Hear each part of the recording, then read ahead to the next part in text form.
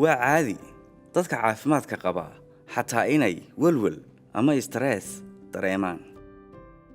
laakiin xanuunka coronavirus ayaa dad badan ku keena inay ka warwaraan caafimaadka, shaqada iyo mustaqbalka. welwelka ama stressku wuu isbiirbiirsan karaa, waxaanu kugu sababi karaa inaad xanuunsatid.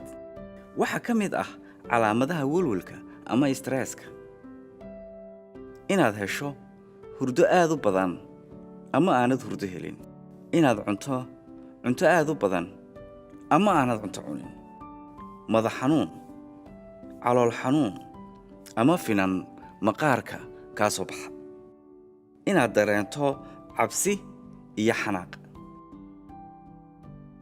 haddii aad isku aragto mid ka mid ah calaamadaha aan soo sheegay, nasasho qaado oo neefso. neef qaado 4 3 2 1. hay neefta 7 6 5 4 3 2. sii daa neefta 8 7 6 5 4 3 2 1. neefsashadan oo loo yaqaano 4 7 8 ku celceli 3 ilaa 4 jeer.